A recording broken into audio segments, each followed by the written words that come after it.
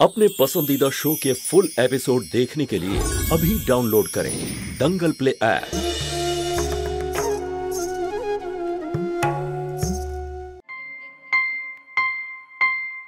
আপনি সম্পূর্ণ নিশ্চিত তো যে আমি মাঙ্গলিক নই? হ্যাঁ, এই দেখো, দিনটা ছিল 23শে জুন, সকাল 6টা 23 মিনিটে জন্ম হয়েছিল তো। হ্যাঁ, তার মানে এই কুষ্টিটা একেবারে ঠিক। তোমার মঙ্গলের দোষ নেই। দেখো মা, ঠাকুরমশাই একজন সিদ্ধ পুরুষ, উনি কখনোই ভুল করবেন না।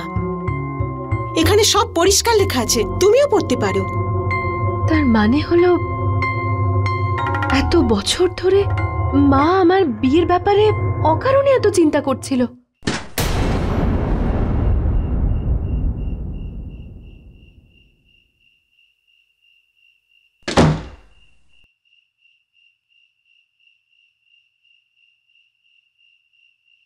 তোর বাবা তো আগেই ঘরে গিয়ে মুখ লুকিয়ে বসে আছে,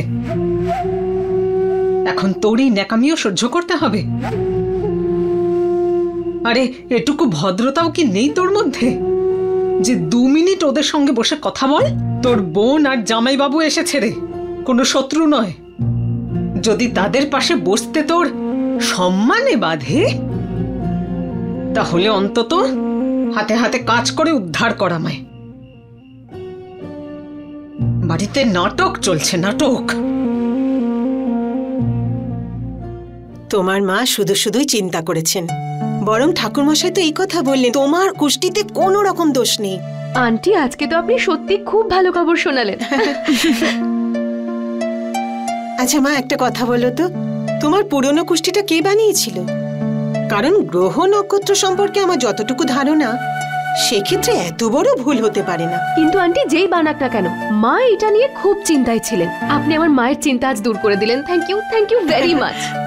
আচ্ছা ঠিক আছে, এবার আমি যাই। আরে তুমি কোথায় যাচ্ছ? কল্পনা, তুই একটু বোঝার চেষ্টা কর। কে জানে কে আমার কুষ্ঠিতে এত বড় একটা ভুল করে রেখেছিল, যার জন্য আমার গোটা পরিবার এতদিন দুশ্চিন্তা করেছে। কল্পনা, তুই জানিস না এই কথাটা শোনার পর সবাই কতটা নিশ্চিন্ত হবে। সব থেকে বেশি চিন্তা করছিল মা। আর যখন আমি জেনে গেছি যে সত্যিটা কি, তখন মাকে এই সত্যিটা না বলে আমি আর থাকতে পারছি না। ঠিক আছে, তুমি খুব খুশি এই জন্য যেতে দিচ্ছি, কিন্তু আমাদের পার্টি কিন্তু ডিউ রয়ে গেল। ওকে বাবা, ডান। Bye bye. মা, আমি আজকে ভীষণ খুশি। জ্যোতির জীবন থেকে তো অন্তত একটা সমস্যা কমলো। হ্যাঁ রে মা, কিন্তু আমি একটা কথা বুঝতে পারছি না, এই ধরনের সমস্যা যখন হয় তখন বিভিন্ন জ্যোতিষীকে দেখায়, সবার তো এক ভুল হতে পারে না। কিন্তু জ্যোতির মা এত বছর ধরে।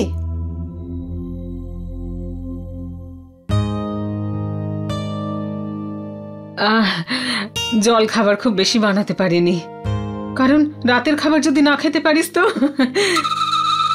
এত কিছু তো করেছো মা তুমি। থ্যাংক ইউ মা। আরে বাবা, নিজের লোকেদের থ্যাংক ইউ বলে নাকি কেউ? আরে সুষমা, খা না। আপনাদের সবার ভালোবাসা পেয়ে তো মন ভরে গেছে। কি বলবো মা, অবস্থাটা এমন হয়ে গেছে যে বিয়ের পরে সুষমাকে কোথাও নিয়ে যেতে পারিনি, কিন্তু আজ এখানে এসে খুব ভালো লাগছে। নিজের বাড়ি বলেই মনে হচ্ছে।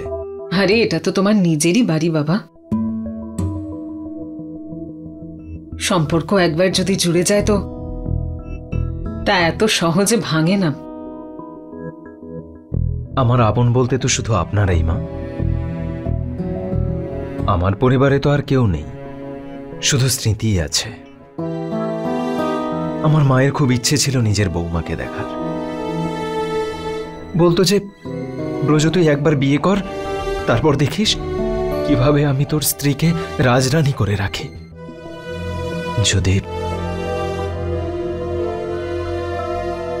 যদি মা থাকতো।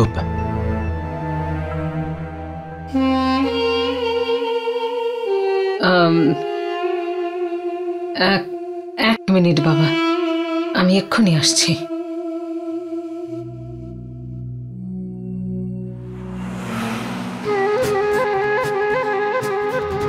তোমার কুষ্টি দেখে একবারেই তো বলা যায় যে তোমার কোনো মঙ্গল দোষ নেই।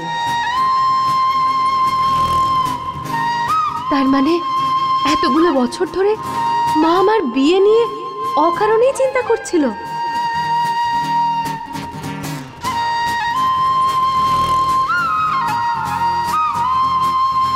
তোমার কুষ্টি খুব ভালো।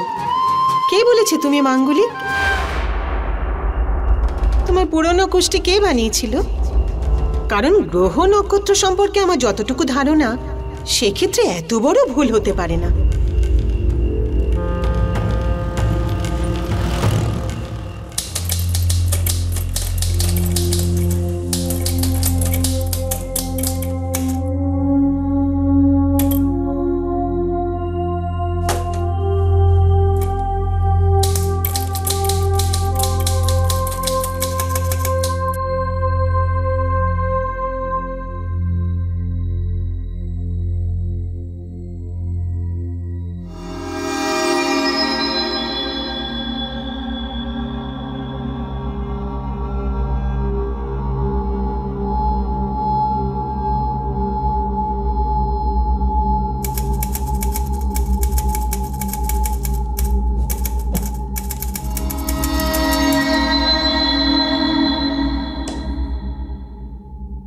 কি করছো পদ্মা? কি নিয়ে যাচ্ছ? কিছু না, ওই ব্রজই প্রথমবার বাড়িতে এলো। জামাই হওয়ার সুবাদে খালি হাতে কি করে যেতে দিই, সেজন্য সোনার চেনটা নিয়ে যাচ্ছি।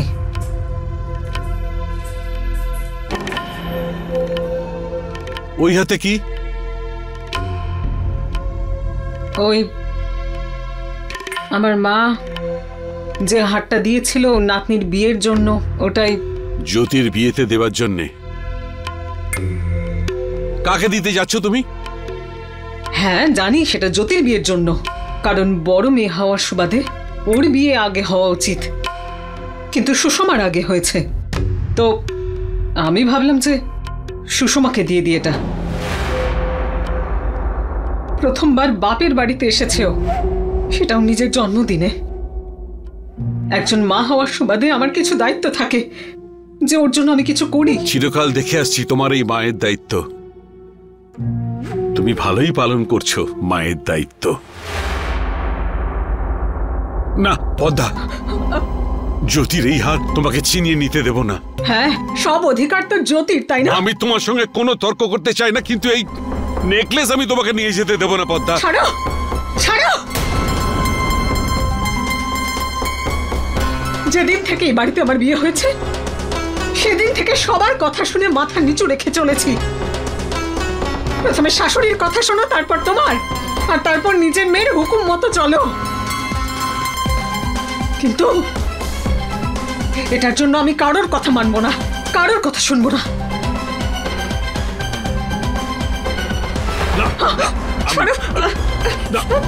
ছাড়ো, ছাড়ো পদ্মা, তুমি এই কাজ করতে পারো না। আমার কথা শোনো পদ্মা। না,